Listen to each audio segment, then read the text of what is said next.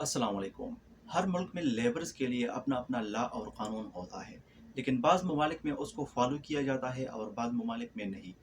जैसा कि Saudi labour law. Saudi labour law के बारे में हम सबको पता होना चाहिए कि इसमें सऊदी ने लेबर्स के लिए कौन से रियायत और कौन सा कानून बनाया है। जैसा कि सऊदी लेबर लॉ की आर्टिकल 40 में कुछ ऐसे बातें हैं जिसका पता हम सबको होना चाहिए, लेकिन बदकिस्मती से हम इन रूल्स और रेगुलेशन को फॉलो नहीं करते हैं और इनका हमें पता नहीं होता है, जिसकी वजह से हम बहुत ज़्यादा नुकसान कर बैठते हैं।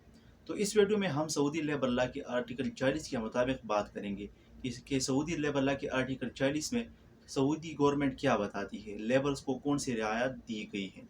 तो इसलिए वीडियो को पूरा देखिए ताकि आपको सऊदी लेबर लॉ का आर्टिकल 40 समझ में आ जाए।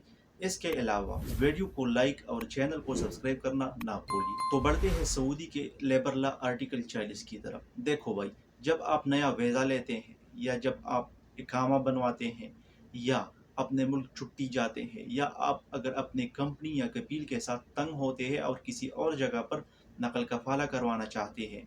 इसके अलावा अगर आप हुरूज निहाई जाना चाहते हैं या आप बीमार हो जाते हो या अगर आप अल्लाह ना करे आपका डेथ हो जाता है, तो इन चीज़ों का ज़िम्मेदार कौन होता है।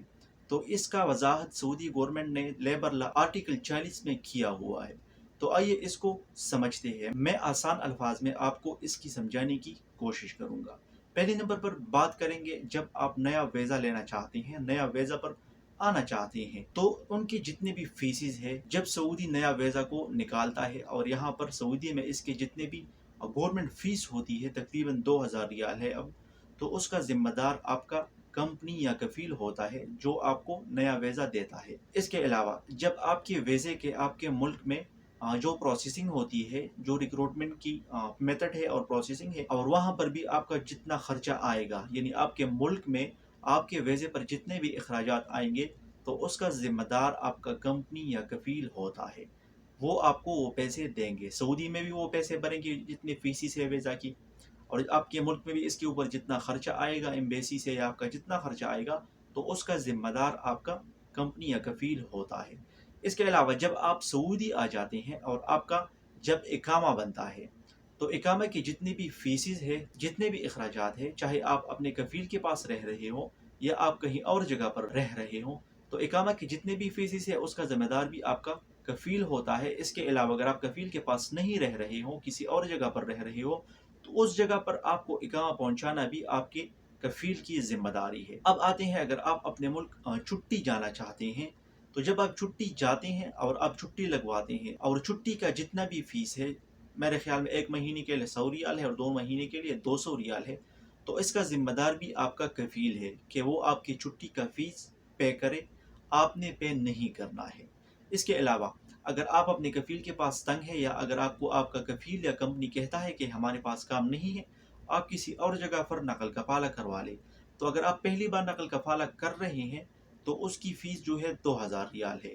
इसके अलावा अगर आप दूसरी बार करोगे तो उसकी 2000 रियाल के बजाय 4000 रियाल आएगा। तो इन तमाम फीसिस का ज़िम्मेदार भी आपका कंपनी या कफ़ील होता है, आपने पे नहीं करना है। इसके अलावा जब आप कंपनी या कफ़ील के पास काम करते हो और आप बीमार हो जाते हो, तो आपकी बीमारी का जितने भी अखराजात है वो आपकी कंपनी या कफ़ील ने पे करना है। इसके अलावा सऊदी आर्टिकल 40 में एक और बात की वजाहत भी की गई है, जब आप अपने मुल्क जाएंगे तो आपका कंपनी या कफील आपको टिकट देने का जिम्मेदार नहीं है। यानी हमारे पास भाइयों के दिलों में शक होता है कि कंपनी या कफील हमारे टिकट देने का जिम्मेदार होता है, वो हमें दोनों अतराफ का टिकट देगा। नहीं, सऊदी लेबर लॉ के आर्टिकल 40 के मुताबिक कंपनी या कफील आपको टिकट नहीं देगा। हाँ, यहाँ पर मैं आपको एक बात की वजाहत करता चलूँ, अगर आपका कंपनी या कफील के साथ कॉन्ट्रैक्ट हुआ हो और उस कॉन्ट्रैक्ट में ये लिखा हो कि हम आपको आने जाने का टिकट देंगे, तो उसी सूरत में आपको कंपनी या कफील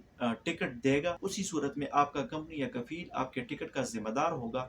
इसके अलावा आपकी कंपनी या कफील आपके टिकट का जिम्मेदार नहीं है। अब बात करते हैं, अल्लाह ना करे अगर आपकी डेथ हो जाए, तो आपके ऊपर जितने भी अखराजात आएंगे तो वो आपका कंपनी या कफील पे करेगा।